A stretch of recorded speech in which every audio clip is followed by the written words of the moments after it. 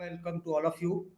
Uh, this session is about uh, small cap. As you all are aware now, that Trust Mutual Fund is launching its second offering in the equity space. Prior to this, we had our Flexi Cap, which we launched in April, and we are starting our small cap NFO from 11th of this month.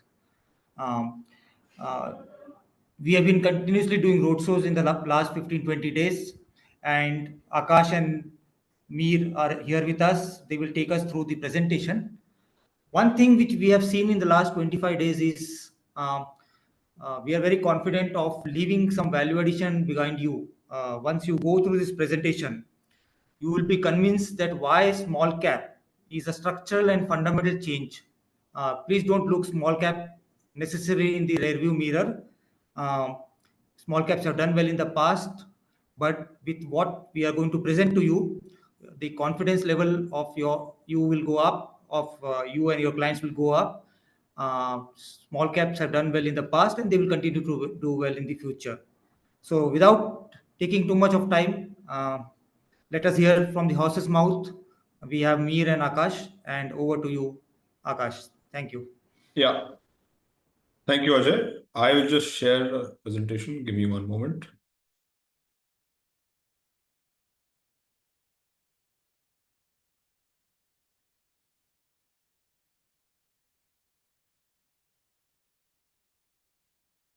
Before you start, Akash, I would like to welcome everybody and apologize for being in informals.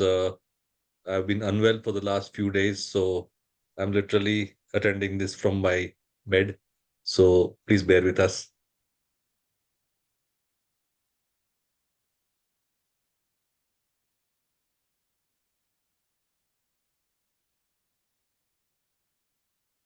Yeah. So finally, the presentation is up. Is my screen visible? Yes, sir. Okay. So thank you everyone for joining this call, and probably over the next 30-35 minutes, I'll run you through this presentation. Our hope is that you are as convinced or more as how we are about the opportunity for small caps.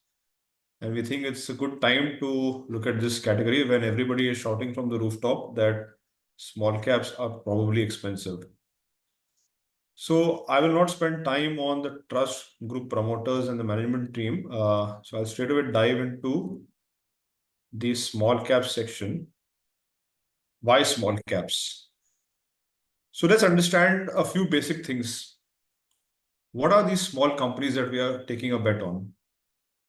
See, in the investing journey of an equity investor or the journey of a company, the phase when a company moves from being a small company, which is an SME, where the turnover of these companies is probably 20, 30, 40 crores, to a phase where their turnovers are very large and they become probably large behemoths of their sector.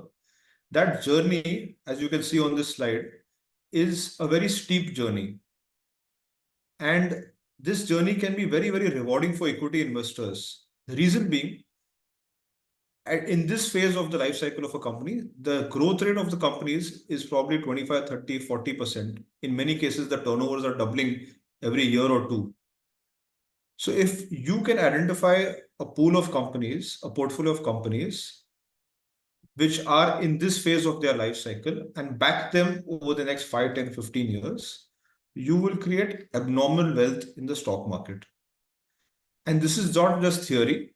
In the last 20, 25 years of the Indian stock market, some of the biggest multi-baggers, stocks which have gone up 20-fold, 30-fold, even 100-fold, they are stocks who were probably small or micro-sized in their sectors. Some of the large nifty companies today, which have created abnormally high wealth, have started off their journey as being small or micro in size. So this is the phase which is very rewarding for equity market investors. Now let's come to understand what is this small cap universe. A lot of participants in the market for the last year or so have been talking that probably there is froth in the small cap universe. So let me just remind you what the small cap universe is to start with.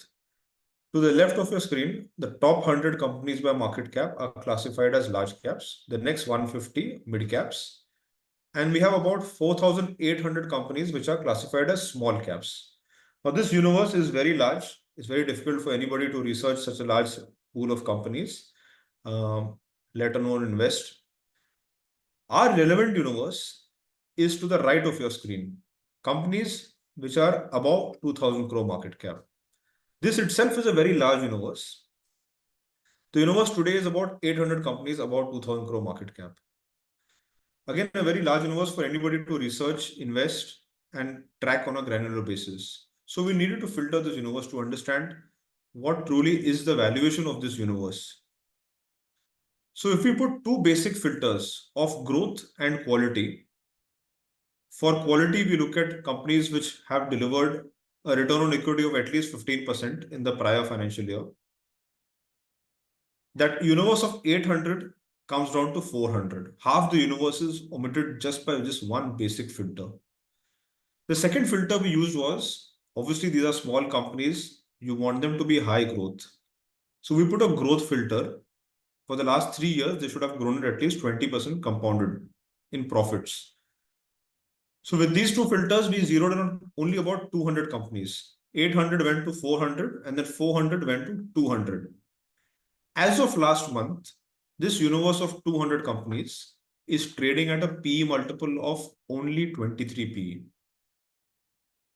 Not expensive, not cheap definitely, but there is enough value for stock pickers to do hunting in this. So when you say exorbitant, small caps are exorbitant, people think that they are probably at 30, 40, 50 PE. Yes, there are select pockets of the market which are trading at those exorbitant multiples, but the entire universe at an aggregate level for us is about 23 PE. And this universe has grown at 32% in profits in the prior 12 months. So if somebody is telling you there is froth in the market, yes, there is froth, but the froth is in the balanced 600 companies where there hasn't been any good growth, neither has there been any good ROEs. That means the quality of those companies is quite inferior.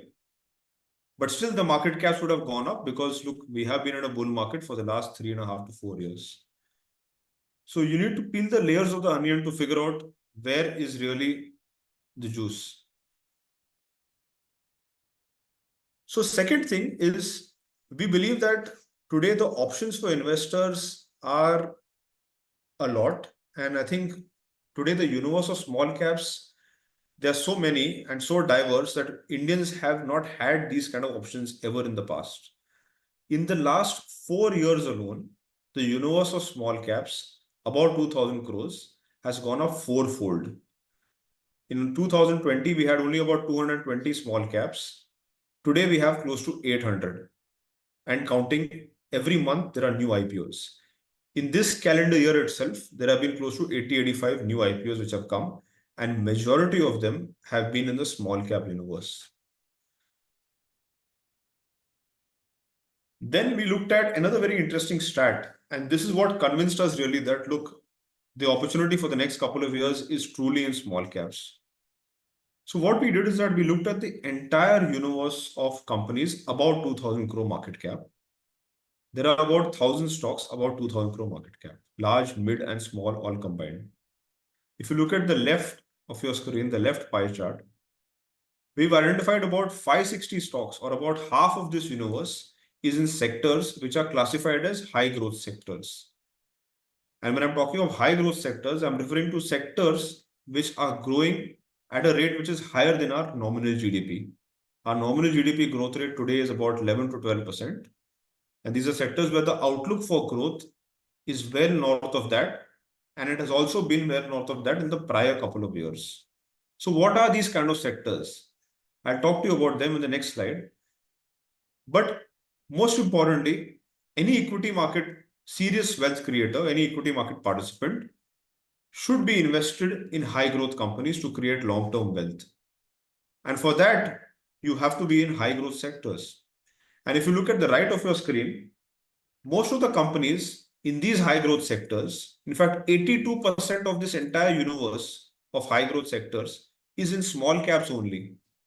So out of the 560 stocks, 460 are within small caps. Now let's look at some of the high growth sectors that we have identified. There are many in our country, but just handpicking a few to give you a sneak peek into what you can expect. For example, premium consumption, financialization of savings, the industry that we are in, the capital market industry. Within that, we are a subset of that, which is the mutual fund industry. Our industry is witnessing growth rates which are well north of 25-30%. For the last decade, this industry has grown at 25% CAGR. The anticipation is that for the next decade, this industry will grow in the region of 15-20% at a bare minimum. So that is a very high growth industry. The entire ecosystem for this industry is part of the small cap universe. Barely a handful of companies which are in mid caps. You don't have this ecosystem available in the large cap universe. If you look at the next theme, physical asset creation, there's a lot of impetus by the government over the last 5-6 years to create big manufacturing hub in India. Government wants to take manufacturing GDP from 16-17% to maybe 24-25% over the next couple of years. And a lot of foundation ground building has been done for that. A lot of incentives have been given to multiple industries. 2.5 lakh crores of PLI incentives have come about in the last few years, which was not there earlier. Tax incentives have been given across new companies. People are being incentivized to come to India, and red tapeism, bureaucracy is getting out of the way to get more and more countries to India to come and make in India, and not only make in India for our domestic market, but make for the world. So various sub-segments within manufacturing are benefiting, be it electronic manufacturing, be it semiconductor manufacturing, chemicals, automotive ecosystem. The list is very long, and I think that's a very interesting space to be in. Then you have sectors like defense, railways, where a lot is happening only in the last 5-6 years. This was probably a very stagnant sector prior to 2018-19, but because of massive impetus by the government to make India a massive hub for defense manufacturing and indigenize a lot of the defense ecosystem in India, a new lease of life has been given to this sector over the last 5-6 years, and I think that will continue in the next couple of years. Infrastructure creation, there is massive impetus by the government, and the government capex towards infrastructure has gone up at the rate of around 20-25% in the last 4-5 years. So where is this money being spent? This is being spent in things like building more roads, more airports, more ports, so on and so forth. A lot of our cities are being modernized. Rapid urbanization is happening across various cities. Even the entire real estate ecosystem, which was stagnant for almost a decade prior to COVID, has gotten revived. So there's massive growth over there, not of 5, 10, 15%, but of the order of 25-30% as of today. The entire digital economy, which has erupted after 2016-17, after Jio slashed the rates and Jio came in, the UPI moment that India had a couple of years back, because of which today India has about 100 unicorns. Majority of these unicorns have come about only in the last 5-6 years.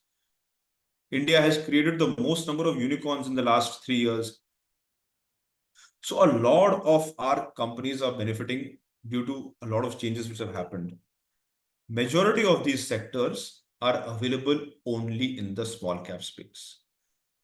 So today everybody is bullish on India, and people are not bullish on India for the next 3, 4, 5 years. We are talking of the Amrit Kal phase, where over the next 25 years, we anticipate that India will become a developed economy. From a $3.7 trillion GDP, we are the 5th largest economy. The anticipation is that by 2027, we move to become the 3rd largest economy. So if you look at the highest growing sectors in our economy today, we've listed a few of those sectors. And we've shown you how many large cap opportunities you have, versus how many small cap opportunities. So today, on an average, you have a handful of companies in the large cap space. And there are some sectors like hospitality, consumer durables, electricals, where there are no large caps at all. High growth sectors like real estate, capital goods, infrastructure have only 1 or 2 large caps. whereas small cap opportunities are so many. Had we done this conversation 5 years back, this universe of 520 companies, which I'm showing you in small caps, would have been 1/4 or 1/5 its size. So options today are many, and most of the high growth sunrise sectors today are part of this universe of small cap. Then, interestingly, a lot of unique themes today in our country are present only in the small cap universe. Things like specialty chemicals, capital markets, hospitality, real estate, auto components. You could have separate thematic funds itself with each of these categories. So that's how diverse, that's how good the small cap universe is as of today. Then it is often said that small caps are risky. Small caps is filled with companies which probably are not strong enough. Large caps are very strong, large, moated, powerful companies. But today we are showing you a lot of examples where we are saying these are small companies, but look, they are large, they are dominant players in their respective categories. And by dominance, I mean companies having market shares of 25, 30, 40%, in some cases, even 70%. And the small cap universe is filled with such companies. Here I'm showing you about 20, 25 such examples. We have another list which goes on to 50, 60 more examples. But for that, my friends, you need to be investing in the small cap fund. So let's take a few examples to tell you what kind of companies the small cap universe has. Today, you have several AC brands, right? There are about 10 or 15 pan-India AC brands, but there's only one, or maybe not one, but two or three large AC component manufacturers. There is a company which has about 25 to 30% market share in AC components. So that is a dominant company. If that company shuts down today, it will be very hard for most of the top AC brands to manufacture ACs. If you look at the bottom right, the largest LED lights manufacturer today, it's a small cap company which doesn't have 20, 30, 40% market share, but 70% market share of all LED lights which are put in passenger cars, right? The largest luxury watch retailer growing at 25, 30%.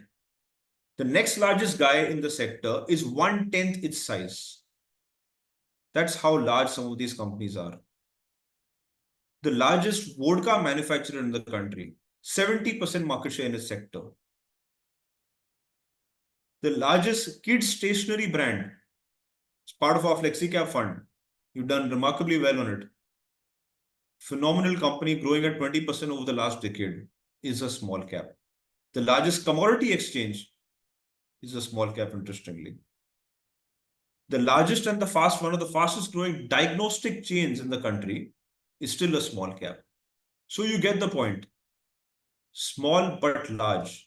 And this fits in very well with our style of investing, which is the gorilla style of investing. So let me just remind you what that was.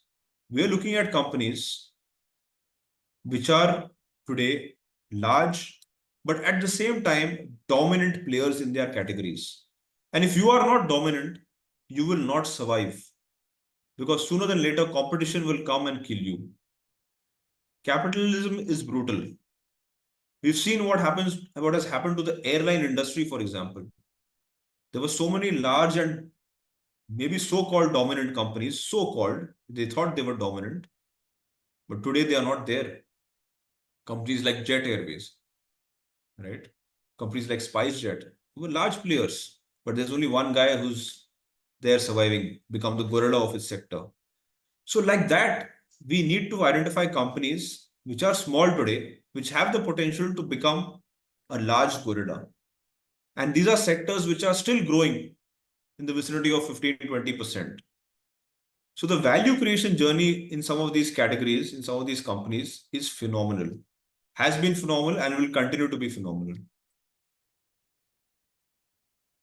Second, today small caps have a combined market cap of about $1 trillion.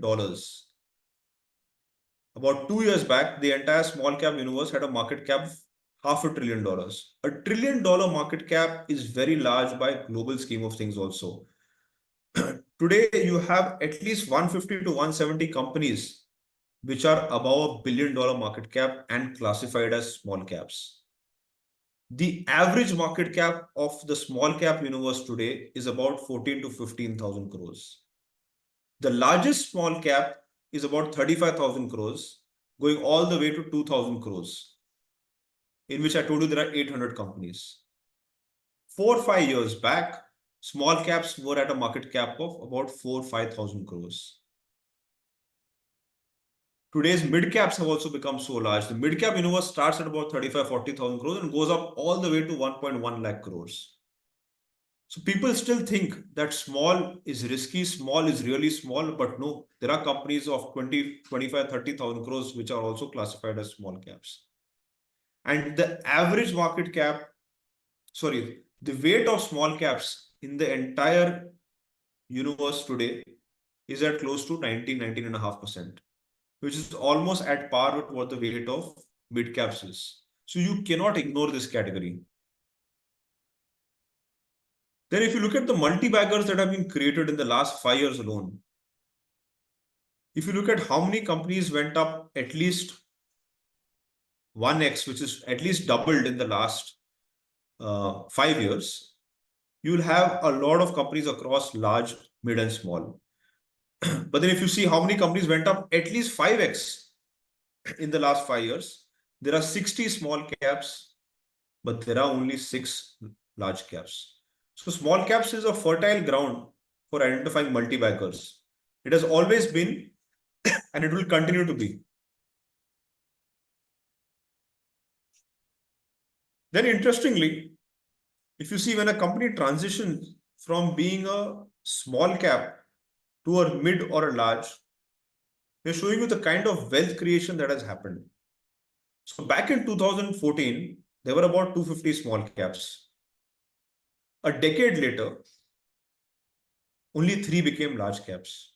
And these 3 companies which became large caps give an average return of 43 times. Astonishing.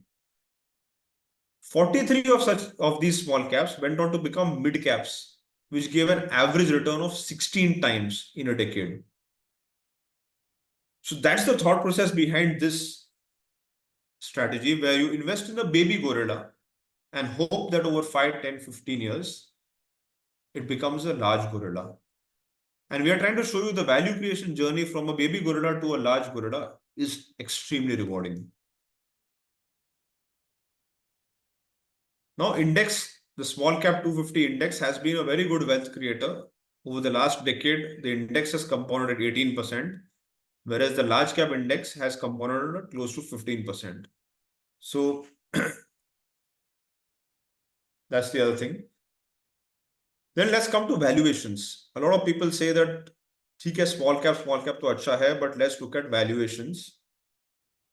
So interestingly, if you look at 1 year forward P ratios of large cap, mid cap, and small cap, you'll realize that they are not as expensive as they are made out to be. Reason being, every year you have a lot of loss-making companies which actually depress the profits and inflate the PE multiple. So what we've done in this analysis is that we've removed all the loss-making companies in every year, because a large loss of a few companies can overshadow the profits of 10, 15 companies. So it's wrong to penalize those companies.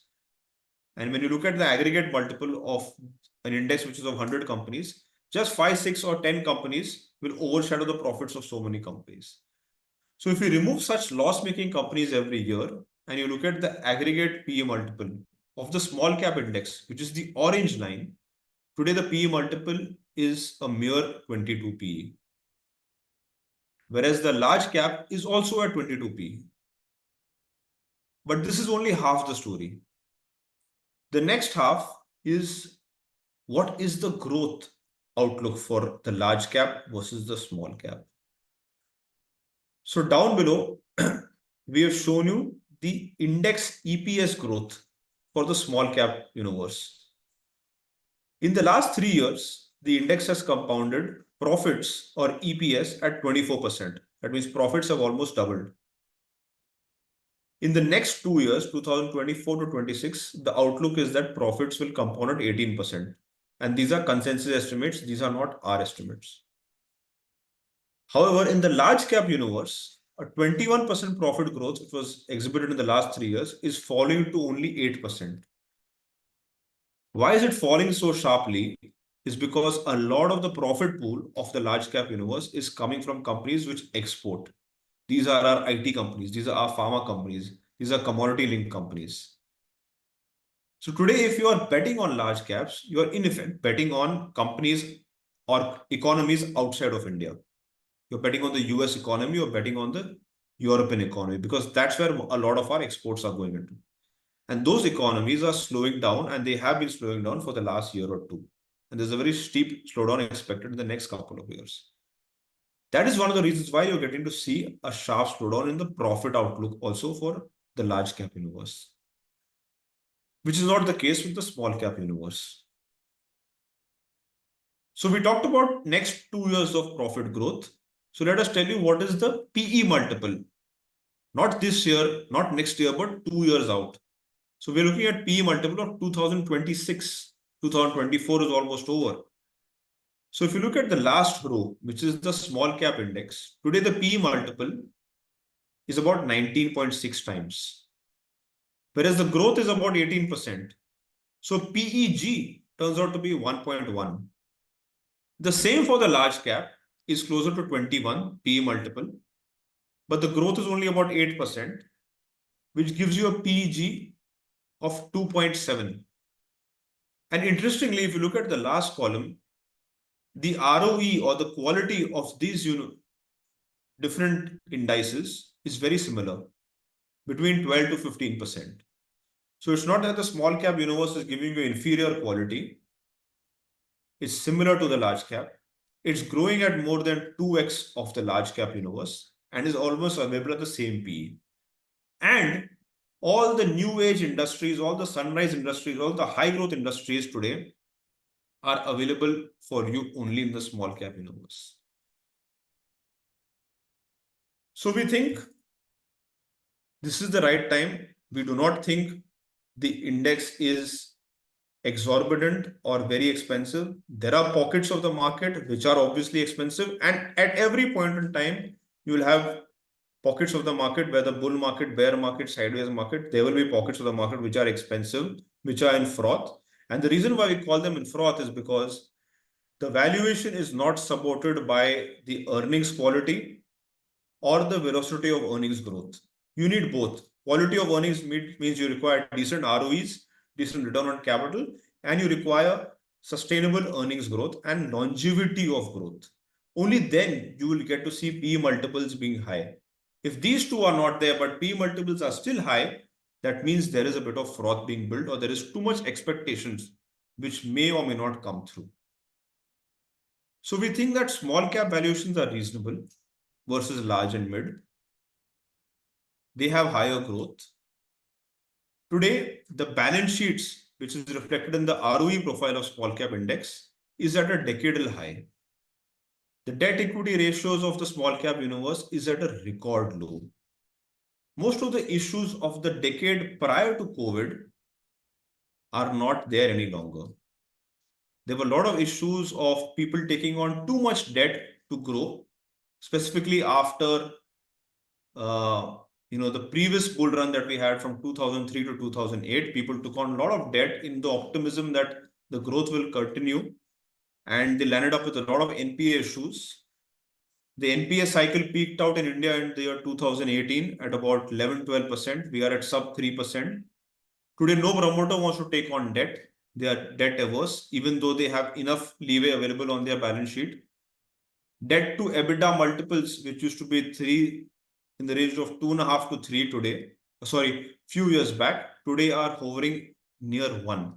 So people have enough leeway to take on more debt, but still they are so risk averse. Things like UPI, things like GST has led to immense formalization of the economy. And this is one of the reasons why a lot of our small companies are benefiting immensely. Back in the day when there was no GST, which was only about a few years back, all of these small companies were struggling to compete with the unorganized competition, where people would undercut because they would sell in cash. But today, every industry is getting organized, and most of the incremental growth that a lot of these industries are getting domestically are being catered to by companies who are tax compliant. And people who are not they are not witnessing the similar growth. They are being stagnant or falling by the wayside. So this is something which is actually very structural, and we are getting to see that year after year play out in several industries. The other thing that has happened is that promoters have realized in the last 5-6 years that stock markets can be a fantastic source for wealth creation. So gone are the days where there used to be, all kinds of things happening in companies where sometimes they would not show profits, sometimes they would show profits. But today there is every incentive for corporates, for promoters to show as much profitability as they can in the listed companies so that they can get a valuation multiple and grow their wealth via the stock market route rather than any other route. And moreover, most of these small caps are filled with promoters who have a very high skin in the game. Promoter stakes hover between 60 to 75% in most of these companies. So obviously they benefit immensely, and they have seen the kind of value creation that happens via the stock market in the last 5 to 7 years. So for them, it makes sense to take the right capital allocation decisions, to take the right corporate governance decisions, so that they can continue to retain the wealth and compound the wealth creation journey. So I think I will probably end with this slide where if you look at the returns that the category has made, the small cap universe of mutual funds in the last 5 years, in the last 10 years, it's been a fantastic compounding category. Last 5 years, 33% CAGR, outperformance to the benchmark. In the last 10 years, also, there is outperformance to the benchmark. So this has probably been the most rewarding category across all other categories that people have available to invest in the mutual fund industry.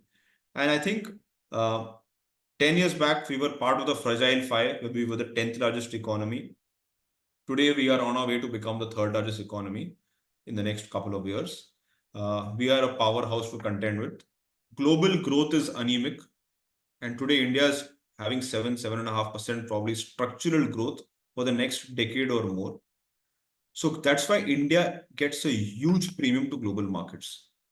Because when global growth goes down significantly, and it will be down for the next foreseeable future, any economy, any company which is growing at a brisk pace gets a huge premium. So India is at a premium, will continue to trade at a premium, and if global growth falls even further, we may even get a further premium in the years to come. So I think I'll conclude with that. We can open the floor for questions. I'll be happy to take your questions. Thank you. Aakash. Thank you. We have questions in the queue. Maybe I'll just read it out. The first question is, why are some existing small cap funds have restricted inflow in lump sum route and only accepting SIP, even that too with restriction route, despite of the fact that the AUM is just 8,000 crores? Maybe Ajay sir or Mihir sir, maybe if you would like to take that. I think it's okay. Go ahead. Yeah, go ahead.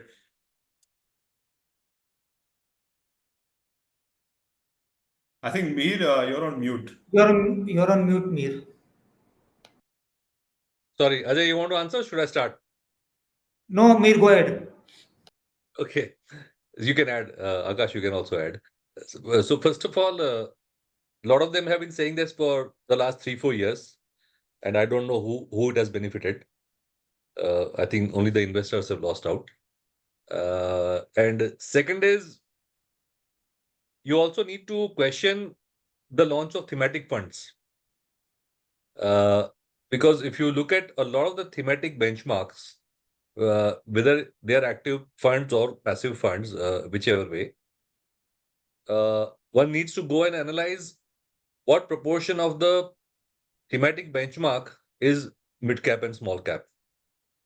right? I have the data, and it's quite revealing that a lot of the thematic funds actually are mid and small cap funds only.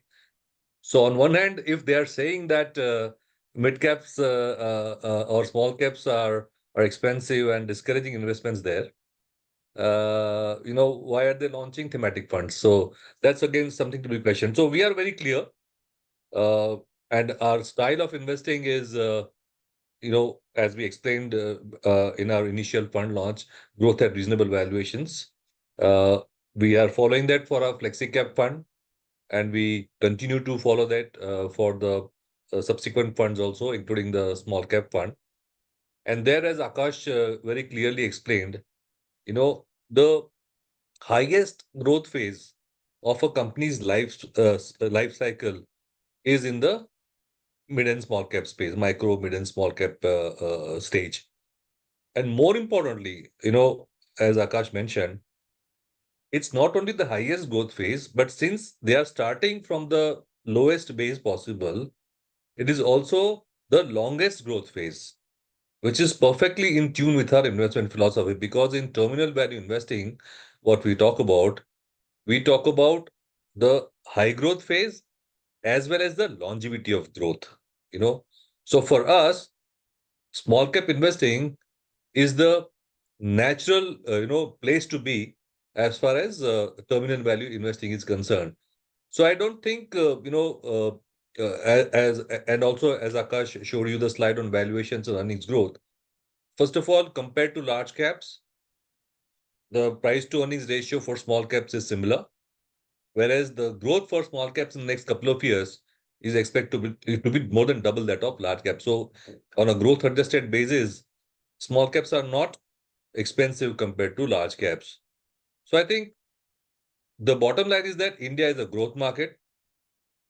Our firm belief is that in a growth market, terminal value investing works very well.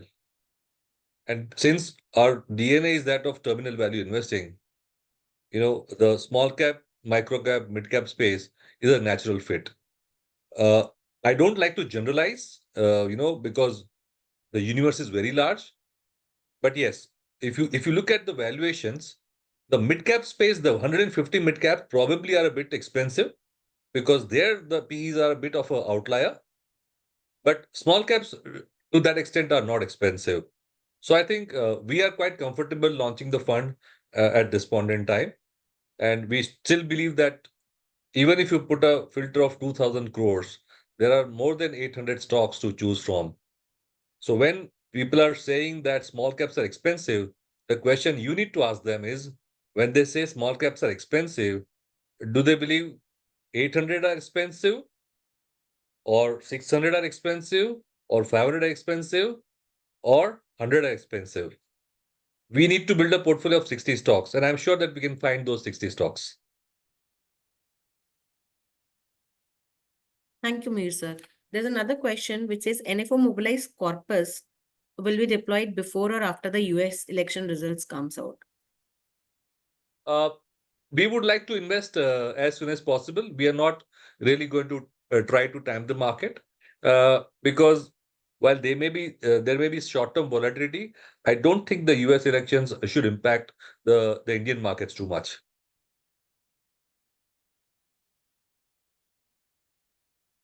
Thank you, sir. The another question is whether this fund will invest only in Nifty Small Cap 250 and only in the companies posting average 3-year profit CAGR of over 20%. Akash, you want to take that? Yeah, thanks. So first of all, we will not only invest in the small cap 250 index. That index is the underlying benchmark for us, but there are enough opportunities actually outside them as well. So this fund will have exposure to small caps and will also have exposure in some way or the other to mid caps and to a few high growth large caps also. So we will invest outside of the index. Second, not necessarily we will look at only companies growing at 20%. We will evaluate companies on a case-to-case basis, and there may be instances where we are betting on some companies where today, for some reason, the growth may be low, and we will identify those reasons. But if the forward projections for growth is turning to be high, then we may look at it. There could be a scenario where a company is undergoing a capex program because of which the growth may turn out to be low. Let's say capacities are full, but industry growth rates are very high, and the capacity is coming in probably a year or a year and a half. So the expectation for growth in the next 2, 3, 4 years could be very high. Yes, we will look at those categories as well. In fact, even in our flexi cap fund, we have small caps, almost 27-30%. But not only small caps, we even have micro caps, so to say. So we are, not averse to going even below 2,000 crores if there are opportunities. So someone has requested if we can explain more on terminal value investing. Sure. We covered that a lot in our NFO, but I will try to summarize it quickly here. Essentially, terminal value investing is all about growth investing, and as you know, our DNA is in growth investing. But essentially, the concept is that when a company is in a high growth phase, the value of the company is determined not necessarily by the next few years' profit, but actually by the longer term profits. And I'll give you an example of Titan, which is more relatable. In 2004, the market cap of Titan was 4,000 crores and the profits were 800 crores, which means that the price to earnings ratio was 4,000 by 80, which is 50, which by traditional standards looks expensive. And at that time also, markets expected Titan to grow at 25%. So the 80 crores profit would have become 100, 125, 155, 180. So if you were to sum up the next few years of profits, the 5 years profits, it would be about 600 crores. So the value of the sum total of the next 5 years profits was about 600 crores, but the market cap was 4,000 crores, which means that almost 3,400 crores of the market cap of Titan at that point in time was attributable to the future profits. And this invariably happens when the company is in a high growth phase. Now, normal investors, even normal growth investors, look at the next 2-3 years of profit and try to say whether the company is expensive on the price to earnings ratio, even 1 year forward price to earnings ratio or 2 year forward price to earnings ratio.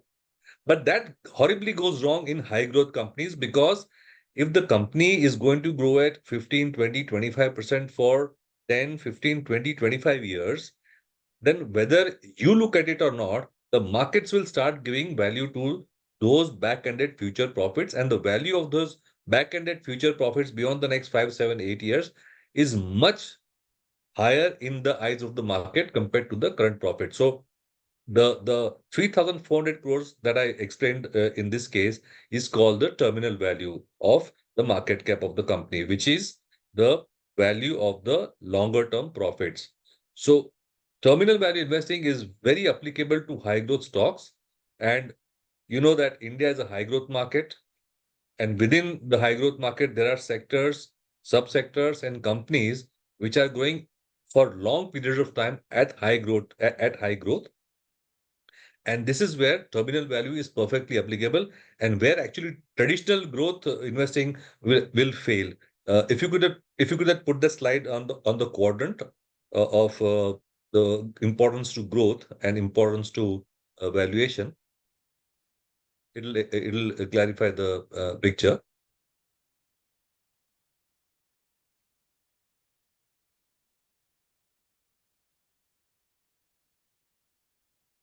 I'm just going to one second. Yes. This one? Yeah. Yeah. So this clarifies exactly where we stand, where terminal value investing stands. So there are traditional value investors, as you can see on the top left. The axes are importance to valuation and importance to growth. So the value investors place utmost importance to value, where their starting point is valuation. First, they look for cheapness and then see whether there is merit in investing in the stocks. Then on the bottom right are the pure growth investors. They don't care about valuations. They will invest in the highest profit growth companies, irrespective of valuations. On the bottom left are the pure momentum investors. They don't care about growth. They don't care about valuations. They only care about price momentum and they chase price momentum. There's nothing wrong or right about it. These are just the way things are. Our philosophy is on the top right, which is growth at reasonable valuations with terminal value investing as the North Star. So we are ideally looking at stocks where they are likely to grow at high growth rates. But even more important for us is how long the growth rate will continue. So if we believe that the long growth rate will continue, the high growth rate will continue for a long period of time, we prefer those kind of stocks. And this is what we call terminal value investing. Thank you, sir. For the next And as I just mentioned, this is perfectly suited for small cap investing because small caps are the phase in which the growth rates are the highest and the likelihood of the growth rate being long, a growth period being long, is also very high. Yes, Meena. Thank you, sir. There is another question, which is what is the sizable number of scripts with strong longevity in this scheme? We will try to keep the portfolio at around 60 stocks. Why can't we look at multi or a flexi for next 5 years for best returns rather than small cap? It's frankly your choice. In our flexi cap fund, as I mentioned, we have about 27 to 30% investments to small caps in any case. We have about 18% investments to mid caps and 47% to large caps. So it's frankly up to the investor's risk appetite. So if you want, the highest growth segment over a long period of time, then you probably want the small cap. If you want a more balanced approach, you can go for the flexi cap. So it's frankly up to the investor. Thank you, sir. The next question is, as a category, 65% is invested in small cap stocks. And can you explain where the balance 35% will be invested? 65% is the minimum. So we can invest 100% also in small caps. And usually we try to run it true to label. So it's unlikely that we'll put too much into, say, large caps. There might be a little bit of mid cap if it's in the border of small and mid, but we would try to avoid putting too much in large caps. Thank you, sir. There's another question. When all are advising to exit small cap, what is your strategy to supersede all the adverse remarks of small cap? I think I started with that this is it. explanation. Yeah. When will the NFO traction begin? How long will it take? So I believe they want to know. I think the NFO opens on 11th of October, sir, and closes on 25th of October. Okay, and this is what if you're asking, I didn't understand the question. It says when the NFO will achieve traction. No, so the question may be, are we going to deploy money immediately Yeah, or will maybe. we? Yeah. Mir, sir, how long will it take to deploy the funds that we mobilize during the NFO? As I said, we would like to invest as quickly as possible, usually in 2 to 4 weeks. There's And another. that is what we did in Flexi also. But if you're talking about the ad campaign or all, it's already started, right? Yeah, The ad road shows, campaign. Yes. ad campaign, social media, everything has started. There's a question in most of the AMC meetings, it was told to look into large cap investments. So clarify the reason large caps were suggested by other AMCs and your views on small caps. I think same answer. Same answer.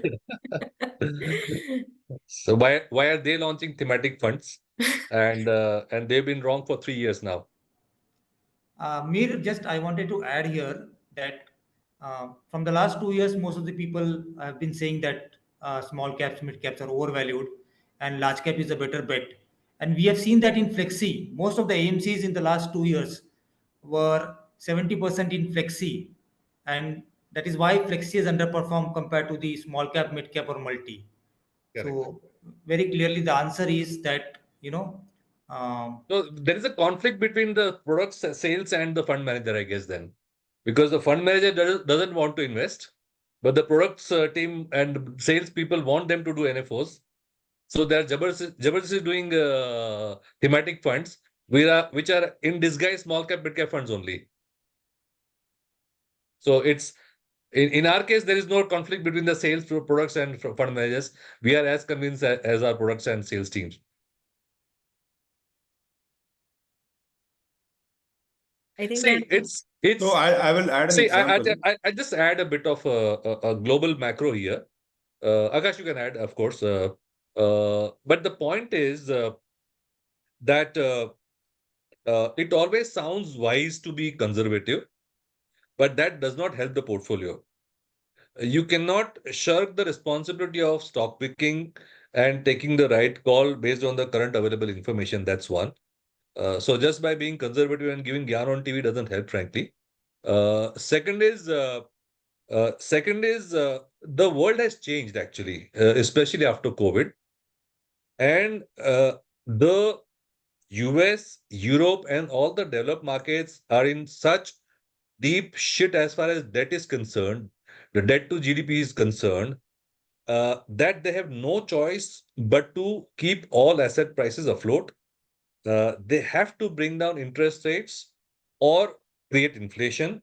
Maybe both will happen because the US debt to GDP is at a level that now they are like a banana republic where 50% of their debt is short-term debt, which means that 50% of the debt is coming for refinancing in the next 2.5 years. And there is no way on hell that they can do that without keeping interest rates low. So by default, the end game for them is to keep pumping liquidity in the global system. Inflation will keep rising. Asset prices will keep rising, whether it's equities or gold or real estate.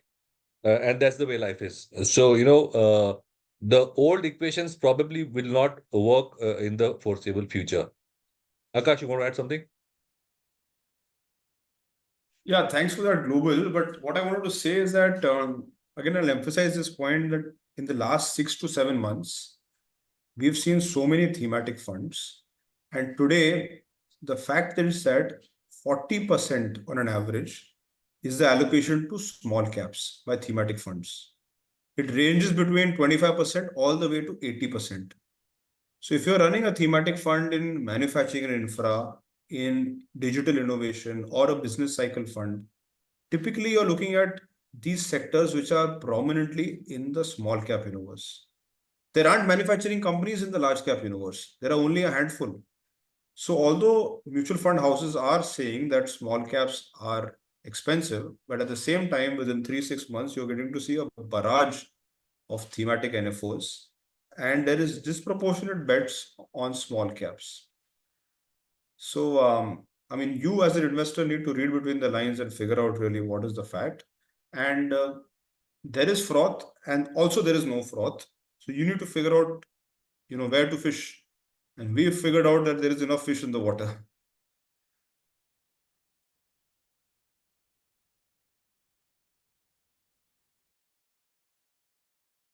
Sir, we have a question. Some investors point out that when mid cap gives almost similar risk adjusted returns like small cap, is it worthwhile to invest in small caps?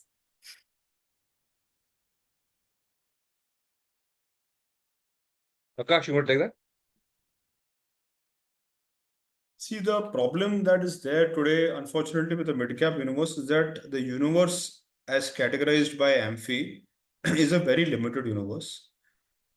Only 150 odd companies, because of which most capital is chasing a handful of 30, 40 companies, and you get to see portfolios of a lot of mid-cap funds having very similar stocks.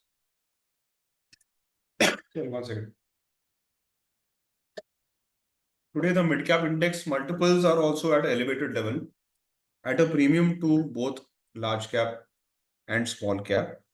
And also, if you look at the kind of longevity most sectors offer in our country, most of them are filled with small cap sectors. Those kind of sectors are very few, both in large cap and mid cap. So I think what has happened in the past has happened, but I think going forward, you will get to see small caps probably do much better, but you need to have a lens of the next at least 4 5 years.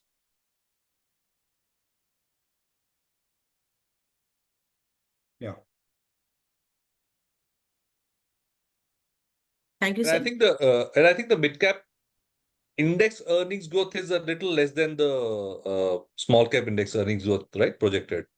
Yes, also that's why I said no, it's the most expensive Yeah. index, even Is on growth adjusted growth basis. adjusted basis. It's Yeah. it is expensive, and it's a very limited universe of good quality companies.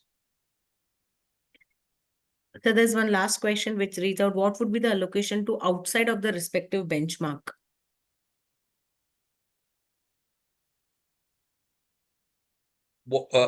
As we described, the universe is very large. There are 800 odd companies with a market cap of more than 2,000 crores, which are small caps. If you remove the top 250 large and mids, so 800 is anyway a lot of companies to choose from, and we are not averse to going below that also, below 2,000. So effectively, the universe is probably 1,000 stocks or more. So there's a good scope of going outside the benchmark. We are not able to quantify upfront how much will be outside the 250 small cap index, but it can be a significant proportion. Thank you, sir. Very clearly, as we have already demonstrated in the Flexi Cap Fund also, we are going to be active investors, and by active we means going against the benchmark. So just because the stock is not in the benchmark doesn't mean we don't look at it. We want to take off benchmark bets to generate alpha. Thank you, sir. I would request participants, if you have any further question, please post it in Q&A, or else I would request Ajay sir to have some closing lines. Ajay sir, over to you. Yeah. So thank you, Mihir and Akash, for the wonderful insight on small cap. Also, my request to all the MFDs that please look at our small cap NFO. We are starting on 11th, closing on 25th. My personal mind or thought has changed after looking at this presentation. That small cap is really a long-term wealth creator, and we request each one of you to at least have 15, 20, 25% depending on your risk appetite as small cap as a part of a portfolio. So we are the only ones now in the small cap space, the ongoing large, mid and small category. Most of the NFOs in the markets are thematic at this point of time. Makes sense for you to look at small cap, and looking forward for your support. Thank In you. fact, the Yeah. initial, I mean, Akash and I have been on the road for 3 weeks now, almost 2.5, 3 weeks. And we are actually quite surprised at the response, in the sense that we were expecting a lot more resistance to small caps, but people are actually welcoming it, saying that we are actually convinced and we want to take part in this. In fact, in the second tier towns, the enthusiasm is much more, I would say, in places like Gujarat and Jaipur and all that. People are quite bullish on small caps and mid caps and micro caps. Thank you, sir. On behalf of Trust Mutual Fund, I would like to thank everyone for joining us on this insightful session. We look forward to your support in this NFO. The NFO opens on 11th of October and closes on 25th of October. We look forward to your support to make this NFO a big success. Thank you. Thank you, Mihir sir. Thank you, Akash sir. Thank you, Ajay sir. Thank you. Thank you. Thank you, Thank everyone. you. Thank you.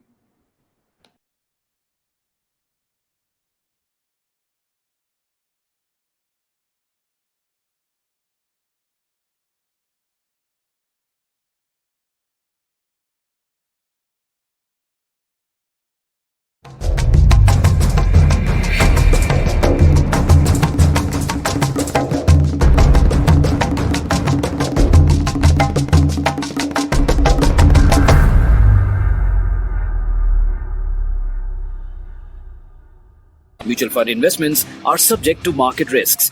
Read all scheme-related documents carefully.